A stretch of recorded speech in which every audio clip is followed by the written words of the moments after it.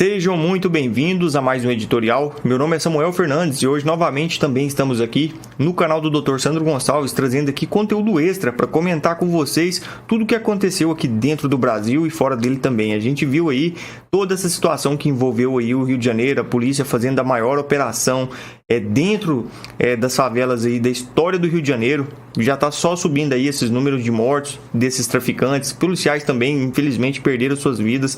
E a gente vai comentar aqui também sobre um assunto que vocês lembram que quando o presidente Trump pediu para que o Brasil classificasse aí essas facções criminosas como organizações terroristas e o presidente Lula, ele recusou várias e várias vezes? Pois bem, será porque ele tem tanto interesse em defender os criminosos assim? A gente viu que é uma fala atrás da outra, é um desastre total, geralmente aí, é tudo que envolve o governo Lula nessa questão da segurança pública do Brasil. A gente vai comentar sobre alguns assuntos. Teve uma declaração fortíssima aqui do governador do Rio de Janeiro, o Cláudio Castro, onde ele diz que o governo federal não prestou apoio nenhum. Ele pediu veículos blindados ali para o Ministério da Justiça, e o Ricardo Lewandowski simplesmente negou e falou que não viu, mas o Departamento de Defesa do Rio de Janeiro comprovou que teve sim o ofício. A gente vai mostrar muita coisa para vocês de tudo que aconteceu por último e agora nessa questão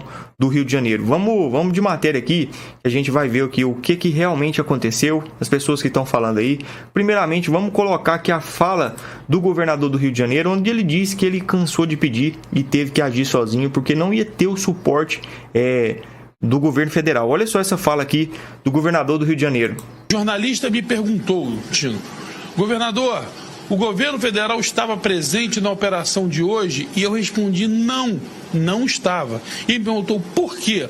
Eu falei, porque das 3 últimas vezes que nós solicitamos os blindados para que ajudasse as polícias a entrar, porque os blindados da Marinha, sobretudo, eles conseguem passar as barricadas, eles não nos atenderam, e justificando que haveria de ter uma GLO. E o presidente da República já falou publicamente, não falou privadamente, falou publicamente que ele é contra a GLO. Sobretudo depois do 8 de janeiro, ele falou isso. E eu na resposta falei, olha, até a Polícia Federal fez uma grande ação recentemente, da questão de uma fábrica de fuzis e de outras questões de lavagem de dinheiro, mas nessa operação nós estamos sós, porque nós não podemos contar, uma vez que o material que nós precisamos é um material que precisa de GLO e o presidente da República é contra a GLO. Estão colocando isso como se fosse uma politização, e a minha fala foi exatamente o inverso, foi o seguinte, já que não pode, nós não vamos ficar chorando e vamos trabalhar. Há um fato, não podemos contar com esses blindados, uma vez que o presidente da República é contra a decretação de GLO. Pois é, e a gente tá vendo aí a esquerda caindo em cima, matando aí, falando que ele estava mentindo. E aqui também teve a declaração aqui do ministro da Justiça, que é o Ricardo Lewandowski, onde ele diz claramente que não recebeu nenhum ofício aí pedindo esses blindados da Marinha Brasileira, que ele não recebeu nenhum pedido do governador do Rio de Janeiro, diz Lewandowski, sobre a operação militar. Olha só aqui, a gente já vai mostrar para vocês. Recebi nenhum pedido do governador do Rio de Janeiro, enquanto ministro da Justiça e Segurança Pública, para esta operação. Nem ontem, nem hoje, absolutamente nada. Só a questão de GLO, ministro, que ele chegou a aventar. Bom, a GLO é uma operação complexa, está prevista na Constituição Federal, no artigo 142, e também na Lei Complementar 97 de 99, mais especificamente no artigo 15, que estabelece, enfim, regras bastante rígidas para que essa operação de garantia da lei e da ordem aconteça. E um dos requisitos, ou uma das pré-condições, é que os governadores reconheçam a falência dos órgãos de segurança nacional e transfiram, então, as operações de segurança para o governo federal, mais especificamente para as Forças Armadas. Então, porque a gente vê claramente aí que a situação ali dentro do Rio de Janeiro, ela é mais complicada, ela é mais complexa do que todo mundo pensa. Hoje, para todo mundo ter ideia aí, os traficantes eles estavam usando drones que são usados aí em exército aí de países de primeiro mundo que tem guerra. Então a gente vê claramente aí que os traficantes hoje no Brasil, eles estão muito melhor preparados talvez do que a polícia. Só que tem um porém nessa história. A polícia entra no morro ali porque não quer matar ninguém. Agora, os traficantes, eles sempre usam ali, às vezes, os próprios moradores como escudo humano. E a gente vem mostrando isso cada dia nos nossos vídeos também lá no canal do Editorial Central. E aqui, o ministro... o Ricardo Lewandowski, ele disse claramente que não recebeu nenhum pedido, mas para comprovar para vocês assim que teve o pedido, a gente também trouxe aqui para mostrar para todo mundo que teve sim o pedido. Olha só, o governador do Rio pediu blindados às Forças Armadas e aqui está o ofício, onde diz aqui claramente que o governador do Rio de Janeiro, ele estava querendo ali os veículos blindados, que só a Marinha tem aí, nesse caso ali, que é mais fácil para ultrapassar aquelas barricadas, onde os traficantes, ele jogam aquelas latas de lixo, queimam, e aí a Marinha tem mais suporte nesse quesito aí. E por isso que o governador pediu, para mostrar para vocês aqui como funciona. Olha só como que os traficantes agiram lá nessa situação. Vamos colocar aqui o vídeo para vocês, que a gente viu como que eles fazem ali para poder fazer essas barricadas ali. Olha só, esse aqui a gente vai colocar agora aqui. Olha só o jeito que o pessoal trabalha lá. É isso, vambora. Joga tudo, fecha tudo. Bora, ajuda aí, joga pra lá, pra fechar tudo. Por exemplo, naquelas latas de lixo ali, aqueles veículos blindados, por mais que aqueles lixeiros ali são extremamente pesadas, o veículo blindado que a Marinha tem, ele simplesmente passa ali por cima daquilo ali e nem um tiro de fuzil, nem mesmo às vezes bomba, não atravessa a blindagem do veículo.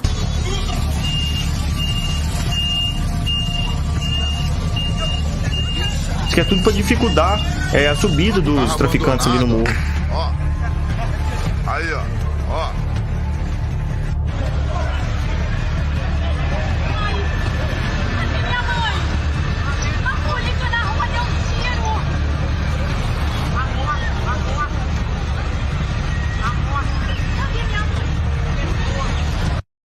A gente vê aí claramente que a situação é isso que a gente fala, ela é extremamente complicada nesse quesito aqui, porque nesse caso a gente vê aí o que El Salvador fez, porque lá não era nada diferente disso aqui, e ele sempre diz aquela frase que não entende como o crime organizado toma conta de um estado inteiro, que seja, porque o Estado ele tem muito mais força do que qualquer organização criminosa, e o que ele fez lá, ele comprovou extremamente isso, onde o país era um dos países mais perigosos do mundo, e hoje é o país mais seguro do Ocidente inteiro. Então como que ele fez isso? Com a força do Estado, com tudo que o Estado tem a proporcionar, com todas as leis que mudaram lá para poder fazer com que o bandido tenha medo de enfrentar o Estado no tete-a-tete. Agora, para mostrar para vocês aqui, vamos colocar aqui também uma publicação do deputado federal, que é o delegado Palumbo, onde ele diz que a operação contra o Comando Vermelho é um terrorismo, e por isso que o Lula ele é tão diferente assim, é tão difícil dele falar que essas facções criminosas tem que ser declarada como terroristas, porque a gente sabe aí que a partir do momento que principalmente aí os Estados Unidos declara qualquer grupo organizado aí como terroristas, a gente sabe aí que eles não precisam de autorização nenhuma do governo brasileiro de poder entrar aqui e acabar com isso aí. Olha só aqui esse vídeo. Lamentamos profundamente a morte dos policiais e não lamento absolutamente nada a morte dos bandidos. Se isso não é terrorismo, eu não sei o que é terrorismo. Com mais de 2 décadas de experiência policial, bandidos se utilizando de drones para jogar bombas nos policiais, armamentos de guerra, .50, .30, granada, fuzil 762, dezenas de fuzis sendo apreendidos, aonde o Estado brasileiro não consegue adentrar no seu próprio território com barricadas. Enfim, a gente lamenta muito a morte desses policiais. Não dá para a gente atacar flores em bandidos armados de fuzil e nem para a gente ficar romantizando o crime. Estava agora participando da Comissão de Segurança e Combate ao Crime Organizado, que faço parte, e a gente lamenta que alguns deputados não vão entender, não conseguem entender, talvez esperando votos de familiares de bandidos, que a única maneira da gente acabar com a criminalidade, ou pelo menos diminuir a criminalidade, um pouco os efeitos da criminalidade, seria a gente implementar o tolerância zero com penas mais pesadas, tirar regalias de preso, fortalecer as nossas forças de segurança. Acabei de receber um vídeo agora de um delegado que foi baleado, que está sendo socorrido. Então não adianta a gente ter um país onde de cada 10 presos, 7 voltam a cometer os mesmos tipos de delito. E aí a gente vê penas no Código Penal.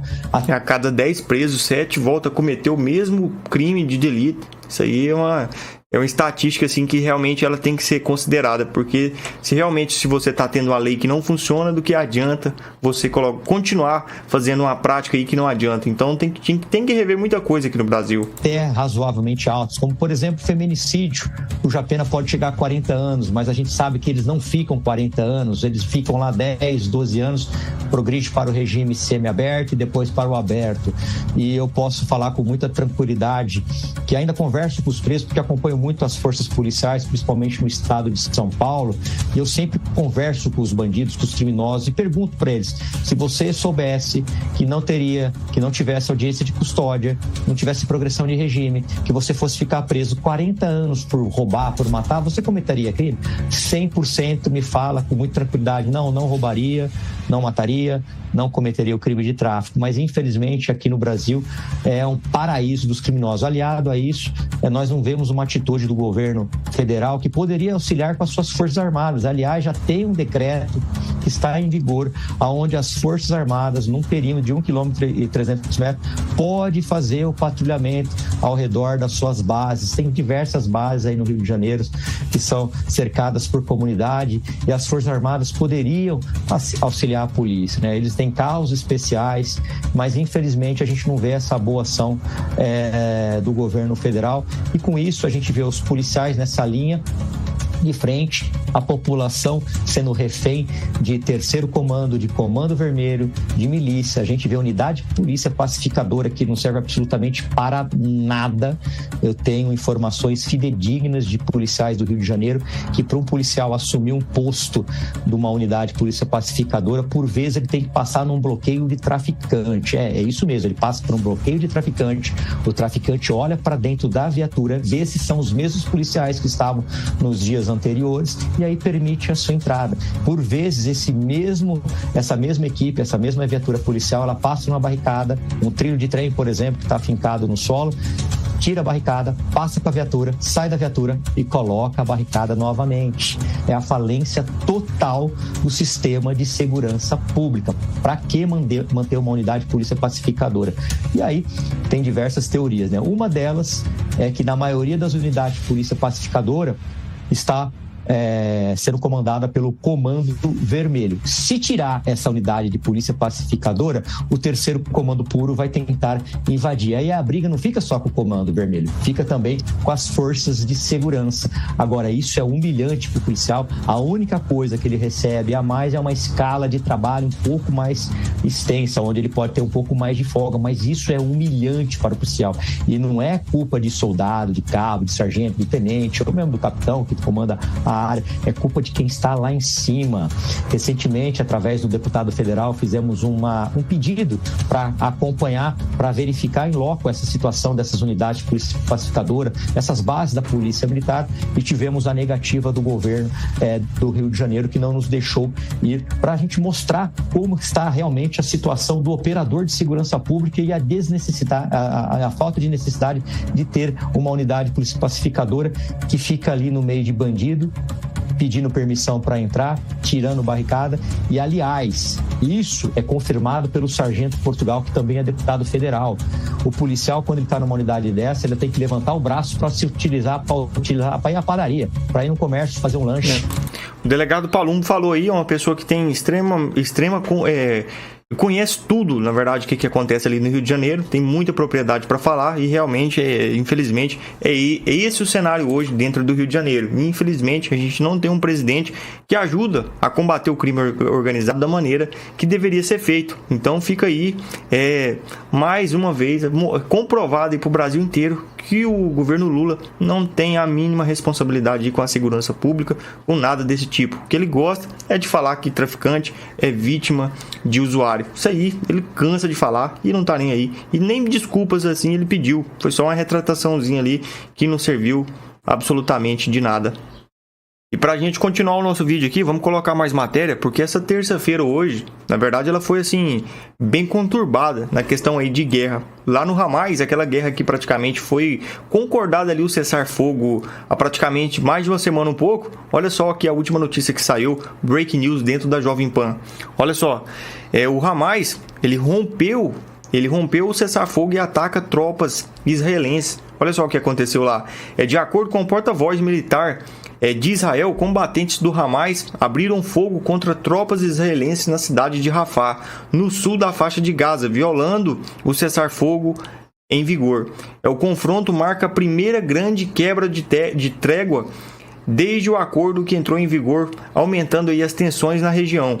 As informações, as forças israelenses afirmam ter respondido ao ataque e seguem em alerta. Autoridades internacionais expressam preocupação com a possibilidade da retomada dos combates e pediram moderações das partes para evitar o colapso completo do cessar-fogo. A gente entende aí que realmente o grupo terrorista do Hamas, ele não tem a mínima vocação de ter realmente paz, porque eles estão aí a fundo nessa situação aí de querer derrotar o Estado de Israel de uma vez por todas. Só que eles estão fazendo isso agora de maneira errada, porque antes o que eles tinham na mão ali, que eram os reféns do Hamas, de Israel, agora eles não têm nada mais em troca. E uma aniquilação em massa, ela pode vir a qualquer momento, porque Israel tem total competência ali para poder acabar de vez com o grupo terrorista do Hamas. E, contudo, pode ter até o apoio do presidente Trump, porque quebrar um cessar-fogo dessa maneira aqui, começar a atacar tropas novamente aí após uma semana, a gente vê aí claramente que esse grupo terrorista não tem o mínimo senso de querer realmente paz. E para a gente continuar aqui, vamos colocar aqui essa outra publicação também do jornal O Mundo, onde diz que o Netanyahu, ele também rompeu o cessar-fogo e ordenou que o exército faz ataque poderosos em Gaza. Para continuar aqui, o Povo Online, que é essa matéria aqui diferente, onde diz que o primeiro-ministro de Israel, Benjamin Netanyahu, sinalizou um rompimento do cessar-fogo com o Hamas e ordenou o exército a realizar ataques poderosos em Gaza, de acordo com o anúncio publicado oficialmente nessa terça, dia 28. Outra nota do governo de Netanyahu classifica o novo retorno dos restos mortais dos reféns como uma clara violação do acordo pela organização terrorista do Hamas. O comunicado esclarece que Ofir foi recuperado parcialmente por uma operação militar cerca de 2 anos atrás. O processo de identificação do corpo terminou hoje e a família foi notificada, e diz a nota. A gente viu aí que essa situação ela está prestes ali a terminar numa aniquilação completa desse grupo terrorista do Hamas.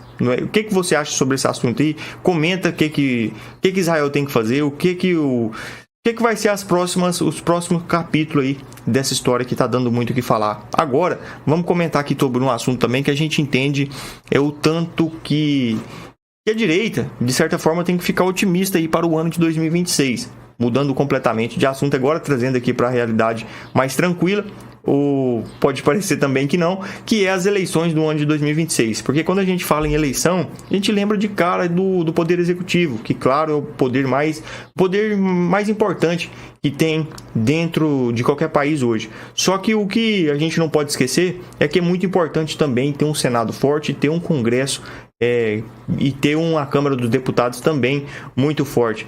E aqui, a expectativa que no último levantamento de um instituto de pesquisa que saiu é que o Bolsonaro pode nadar de braçada dentro do Senado e dentro da Câmara dos Deputados. Olha só essa publicação aqui feita pelo canal Metrópolis, onde a Andresa Matias disse que o Bolsonaro deve nadar de braçada no ano que vem aqui, porque a expectativa é que tenha a ampla maioria e que pode até ter a pauta de colocar aí um impeachment de ministro da Suprema Corte. Olha só aqui essa publicação. E segundo uma pesquisa da Real Big Data, que a gente teve acesso com exclusividade na coluna, o Bolsonaro conseguiria 44 senadores dos 81 nas eleições do ano que vem. Então, isso significa que ele consegue eleger o presidente do Senado, do Congresso, facilmente.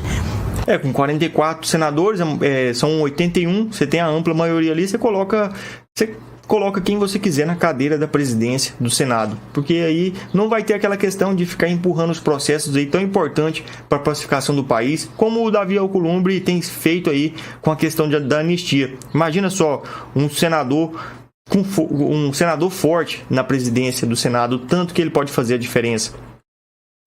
Não tem votos para aprovar um impeachment, por exemplo, de ministro do Supremo, mas aí está muito mais perto de um acordo e de um presidente dele pautar esse tema, porque o Davi Alcolumbre já disse que não pauta e o Bolsonaro e o Davi Alcolumbre têm ali um atrito, né, entre os dois, e o Davi Alcolumbre também não pode mais partir para uma próxima reeleição, a não ser que ele mude ali as regras do jogo. Então, seria um Senado bastante conservador a partir do ano que vem a se confirmarem, né, as pesquisas deste momento, né? A política, obviamente, ela vai mudando, mas as pesquisas com relação aos cargos legislativos, elas costumam se confirmar e não mudar tanto, né? Como a gente vê com as eleições para cargos executivos. Então, você tem ali um aumento de 4 ou 5 senadores. Essa conta, viu, Neila, ela inclui os senadores que vão permanecer no mandato, porque as eleições desse ano elas vão renovar 2/3 para o Senado, então são 2 vagas. E a terceira vaga, né, o senador continua. Então, considerando os senadores que vão continuar e os senadores que vão entrar, segundo as pesquisas, o Bolsonaro vai nadar de braçada ali no Senado a partir do ano que vem, que é tudo que eles querem, dominar uma das casas. Se o Lula for reeleito, significa que ele vai ter muito trabalho, porque toda a agenda da esquerda, né, o Lula reeleito, pode ser travada ali no Senado Federal. Então, claramente aí, a esquerda tem que se preocupar muito, porque a grande questão que vai acabar acontecendo é que a direita, ela é uma onda mundial, porque o povo está cansado da esquerda aí praticamente dominando todos os cenários. A gente viu aí o que aconteceu na Argentina, a questão está mudando, a gente viu na Bolívia, no Equador. A esquerda, ela dominava há 10 anos atrás aqui praticamente todos os países aqui na América da América Latina. Agora, a gente vê aí que a direita agora está vindo como uma onda, após aí o Bukele fazer a diferença, mostrar assim que tem jeito de acabar com a bandidagem, dos direitos humanos, realmente favorecer as pessoas de bens e não só o bandido. Aí a gente viu aí que a situação ela tem tudo para acontecer, porque uma das casas tão importantes aí, igual o Senado na política brasileira, vai ser aí o tanto que seria bom para o Brasil. Não é verdade? Comenta aí o que você acha. Eles já estão dando aqui como descartada a possibilidade do Bolsonaro concorrer, mas a gente acredita que não, porque a pressão do Trump, a questão de tudo que vem acontecendo lá, a pressão dos Estados Unidos em cima aqui das autoridades aqui no Brasil, possivelmente, dando tudo certo, Bolsonaro pode sim voltar à presidência da República, e caso ele consiga estar nas urnas em 2026. Isso é o que a gente acredita, isso é o que a gente espera, porque a gente precisa de um presidente forte, não é isso? Coloque aí nos comentários para a gente saber qual que é a sua opinião sobre esse fato aqui, porque a gente sabe que onde a direita ela está assim podendo trabalhar com tudo que pode, com toda a força do Estado, sem corrupção nenhuma. Olha só o que acontece aqui, ó.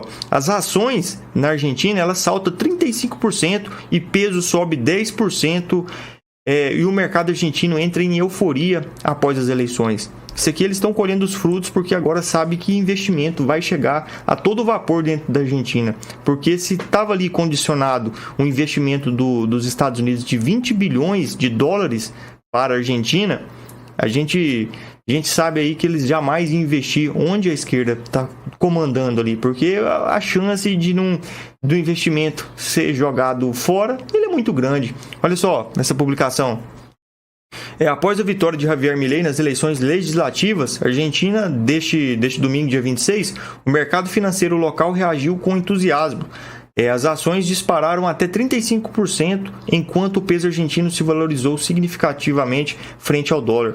O ETF que replica as ações argentinas em Nova York, registrou uma alta de 8%, refletindo o otimismo dos investidores com as promessas de reformas econômicas do governo. A gente viu aí que faz realmente a diferença aonde eles realmente querem fazer. Acontece, a questão é essa, e tem que ser dito aqui todo santo dia, porque a gente tem que tentar abrir o olho do máximo de pessoas possíveis, porque infelizmente ainda tem muitas pessoas aí que acreditam que a esquerda é o melhor caminho, que a extrema esquerda, na verdade, é o melhor caminho. A gente sabe que em lugar nenhum no mundo deu certo. A gente viu aí o que aconteceu na Venezuela, o que aconteceu em Cuba, o que aconteceu na Coreia do Norte, na China, o que está acontecendo. É muito complicado aí se a gente deixar simplesmente para lá e fechar os olhos aí para as coisas que acontecem. Agora, para a gente finalizar nosso vídeo, vamos colocar aqui uma publicação feita pela Globo News, onde uma moradora aqui, ela prestou ali, ela falou para o portal da Globo o que ela está passando aqui, o que os cidadãos, na verdade, do Rio de Janeiro está passando aí com tudo que está acontecendo lá. Olha só, isso aqui está viralizando nas redes sociais. De Deodoro, eu estava tentando passar pela Brasil, a Brasil fechada, peguei o Uber moto por nada, tava um monte de caminhão atravessado, polícia militar na rua, aparentemente o Comando Vermelho liberou assalto, tinha ônibus parado, um monte de gente parando nos ônibus, eu não entendi porra nenhuma. Aí, desculpa o palavrão. Aí eu fui tentar ir pra casa, eu moro ali no tanque. Fecharam a principal do tanque, não tem como ir pra casa. Aí eu tô tentando ir pra casa do meu namorado, mas ele mora na Penha. A gente viu aí que a situação, ela tá... E alguns analistas estão apontando aí que essa situação dentro do Rio de Janeiro ela tende muito a piorar, porque agora que a polícia foi com tudo pra cima ali dos traficantes, agora parece que o Comando Vermelho vai liberar todo tipo de arruaça que tiver que fazer ali dentro da cidade do Rio de Janeiro, vai fazer, principalmente dentro dessas favelas, de tudo que acontece. Isso aí a gente tem simplesmente só que desejar o bem ali para o morador de bem que está junto nessa situação ali, infelizmente. E aqui o prefeito do Rio de Janeiro, ele acabou de falar aqui também. Olha só a publicação. A primeira mensagem que eu gostaria de passar para vocês é de que o Rio de Janeiro não pode e não vai ficar refém de grupos criminosos que buscam espalhar medo aí pelas ruas da nossa cidade, né? Eu determinei a todos os órgãos municipais que mantivessem o funcionamento normal das suas atividades e que, obviamente, auxiliassem a população em caso de necessidade, né? Os serviços BRT estão, nesse momento, normalizados, né? E os serviços da Prefeitura vão permanecer abertos até o fim do expediente, né? Eu vou ficar aqui no COR, acompanhando todos os fatos, tomando as decisões daquilo que compete ao município para que a vida dos cariocas seja o menos impactada possível. Eu quero repetir aqui: compete ao poder público, independente do nível de governo, a tarefa de ser implacável contra esses grupos criminosos que buscam amedrontar a população trabalhadora. Assim, a Prefeitura, naquilo que lhe compete, vai continuar agindo nessa crise com autoridade. Infelizmente a gente viu aí que quem sofre realmente na pele é a população, que infelizmente está inserido no lugar onde o traficante domina tudo ali, essas facções criminosas.